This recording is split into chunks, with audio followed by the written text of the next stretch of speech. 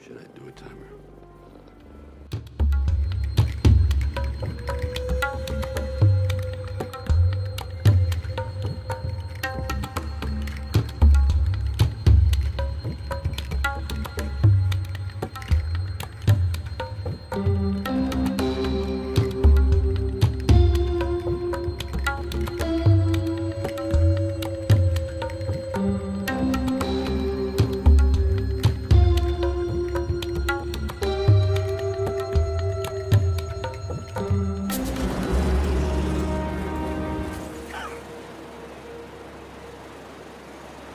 Nice view.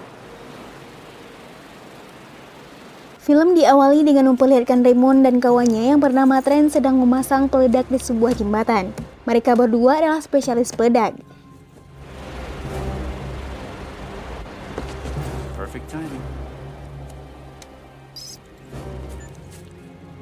Wait a minute. He's not alone.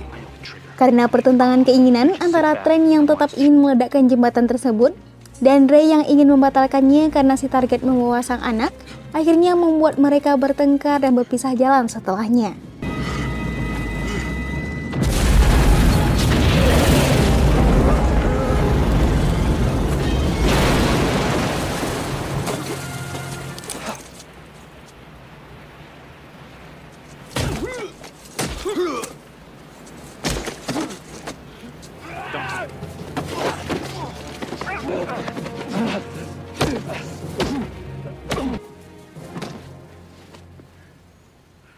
Beberapa tahun pun berlalu, kini Ray telah keluar dari pasukan yang dulu mempekerjakannya.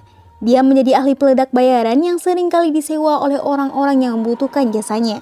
Karena saat itu Ray berada di ujung karirnya, Ray pun memutuskan untuk pensiun dini. Tapi pada suatu malam, di tengah keputusannya untuk pensiun, dia malah mendapatkan orderan terakhir dari seorang wanita yang memintanya untuk membalaskan dendam kepada sekelompok mafia yang telah membunuh ibu dan ayahnya saat ia masih kecil.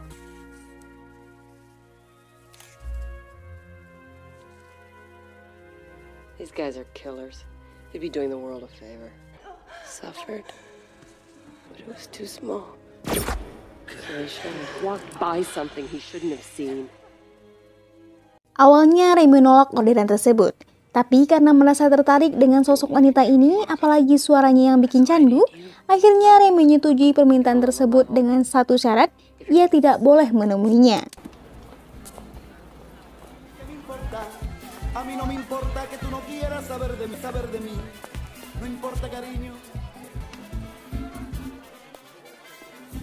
Di sisi lain, wanita si penelpon, kita sebut saja namanya Catherine, adalah kekasih si mafia yang telah membunuh orang tuanya. Rupanya ia mendekati si mafia tersebut dan menjadikannya kekasih untuk membalaskan dendam tersebut.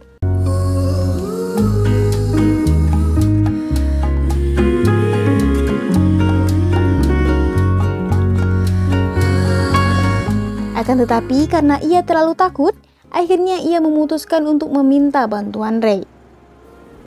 Should I do a timer? Hey, baby, come on. Come on, baby. No, she put a doll.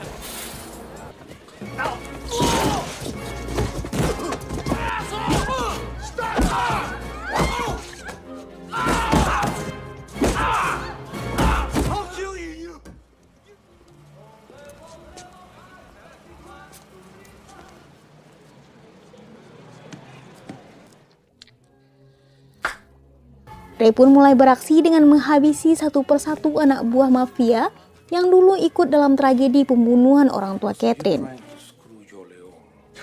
Charlie.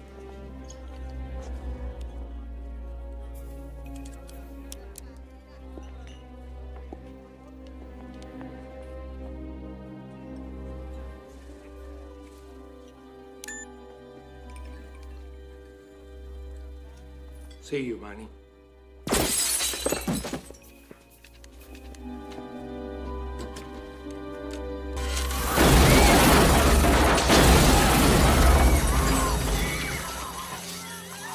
Setelah kejadian tersebut, si mafia dan ayahnya mulai melakukan meeting tentang pembunuhan yang terjadi pada salah satu anggotanya.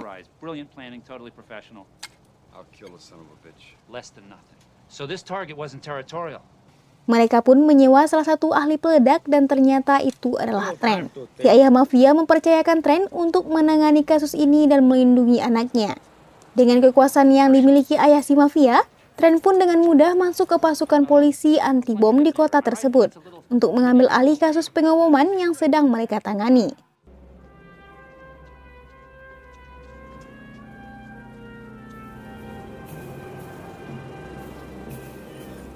Hello, timer.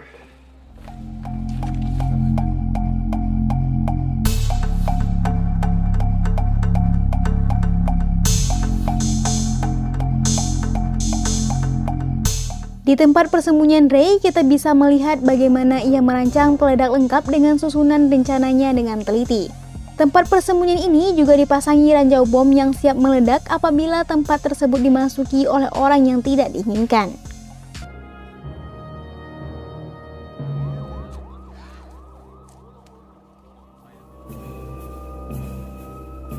Malam harinya kita melihat sekuntan dari kelompok mafia tersebut telah selesai dari rumah bordil. Namun karena salah satu anggotanya yang mati terkena bom, membuatnya waspada dengan sekitarnya. Sampai sebelum ia menaiki mobil, ia mengecek terlebih dahulu kolong mobil tersebut dan berhasil menemukan seikat dinamit. Si akuntan pun menyuruh petugas parkir mengeluarkan mobilnya guna berjaga-jaga jika ada peledak lainnya di sana.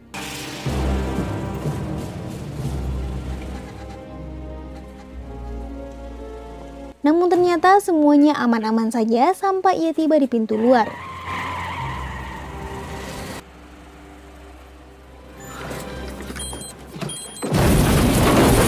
Alhasil si akuntan pun tewas meledak bersama mobilnya. Trent yang lagi-lagi kecolongan pun semakin kesal. Dia pun langsung menemui Catherine dan langsung menanyakan tentang di mana keberadaan Ray. Rupanya Catherine pun diperintahkan oleh Trent untuk menjebak Ray supaya ia keluar dari persembunyiannya.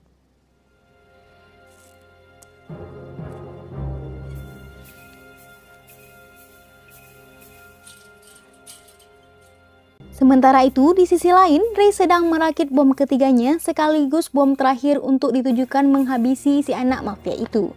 Dialah orang terakhir yang terlibat dalam pembunuhan orang tua Catherine. Hal ini Ray merakit bom dengan menanamkannya pada tatakan cangkir. 500.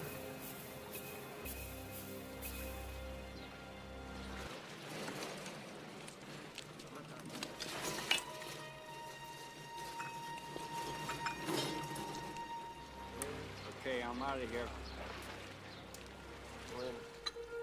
Namun ketika Ray sudah mengaktifkan pemicunya, ia melihat Catherine masuk ke kamar si mafia, yang otomatis ia juga akan terkena ledakan dari bom tatakan cangkir tersebut.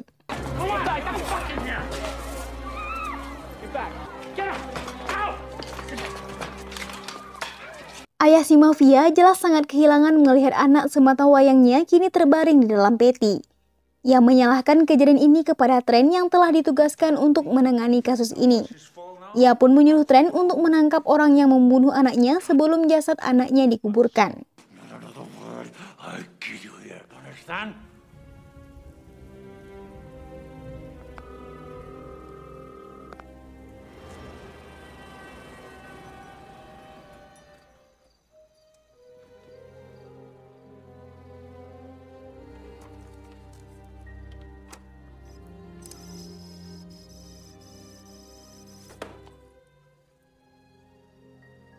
Trent pun kini kebingungan karena kini ia telah kehilangan umpannya yaitu Catherine. Setelah itu, Ray yang menduga Catherine telah wafat mendatangi upacara pemakamannya. Namun ia sangat terkejut ketika melihat jasad dalam peti bukanlah Catherine melainkan seorang nenek-nenek.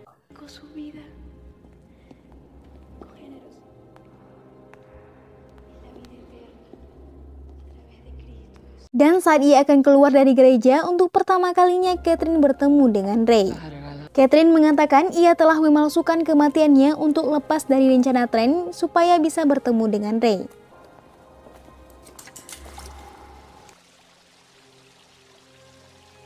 Kemudian mereka menginap ke sebuah hotel dan sudah jelas apa yang terjadi selanjutnya. Mantap!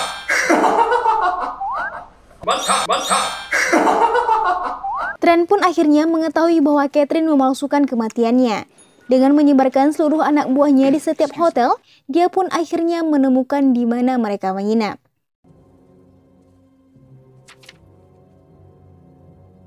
Keesokan paginya, Catherine sudah tidak ada di kamar. Dia entah mau pergi kemana lagi. Sayangnya, di luar ia malah bertemu dengan Trent dan anak buahnya yang sudah mengepung hotel tersebut. Di sini, Catherine berpura-pura menjadi partner Trent kembali. Dia mengatakan jika ia telah berhasil menjebak Ray di hotel tersebut. Ia pun menyuruh anak buahnya membawa Catherine ke hadapan si mafia. Di sana, si mafia akhirnya tahu alasan anaknya dibom, yaitu karena dendam kusumat Catherine. Si mafia mengatakan bukan anaknya lah yang memerintah untuk membunuh orang tua Catherine, tapi dirinya lah semua perintah itu berasal. Sehingga balas dendam Catherine belum tuntas karena dia belum menghabisi ketua mafia itu.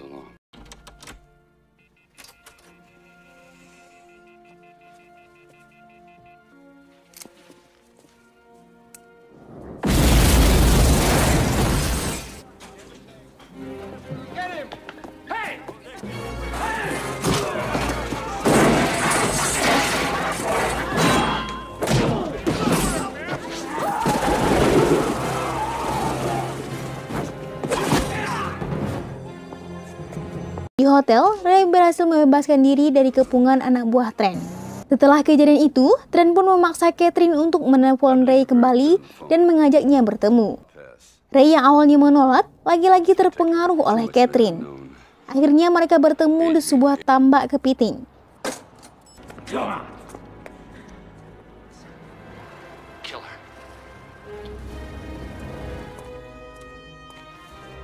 Ray yang sudah mengetahui ia dikepung oleh anak buah Trent malah berhasil meledakkan tambak tersebut dan membawa kabur Catherine ke tempat persembunyiannya. Trent yang sudah berkali-kali gagal, kini ia menyewa seorang pembreakdown suara telepon yang membedah suara Ray saat ditelepon oleh Catherine. Setelah di breakdown suara demi suara, decitan demi decitan, dapat disimpulkan bahwa Ray menelpon di dekat sebuah halte bus.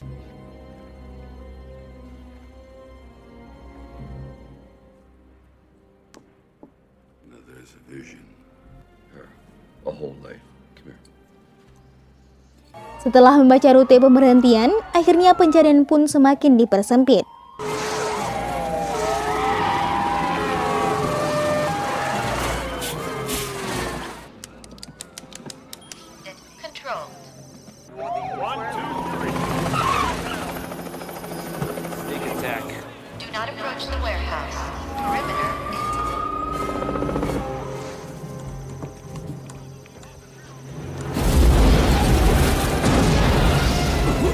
Ray dan Catherine yang ada di dalam hanya bisa bergantung pada jebakan-jebakan yang telah dibuat oleh Ray.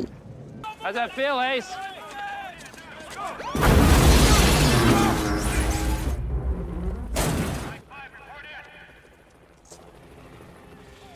Surprise for you, Ray. You're crazy. Namun, Trent berhasil masuk ke dalam sana. Mereka pun bernegosiasi cukup alot karena ternyata kemarin Trent juga menaruh bom di saku jas Catherine. Trent pun tetap ingin menangkap Ray hidup-hidup.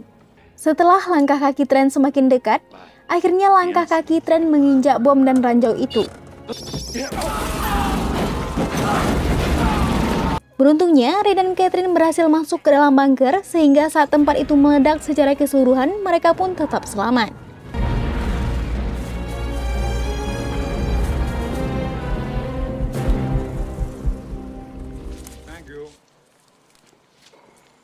Si mafia pun merasa senang karena orang yang membunuh anaknya kini telah tewas. Kemudian ia pun menerima paket yang berisi leontin. Dan saat leontin itu dibuka, ternyata itu adalah sebuah bom. Dan film pun selesai. Nah, sekian dulu video kali ini. Semoga bisa menemani waktu senggang kalian. Jika kalian mau request film, silahkan tulis di kolom komentar. Kalau banyak yang request, nanti bakal kita eksekusi. Thanks for watching and see you then.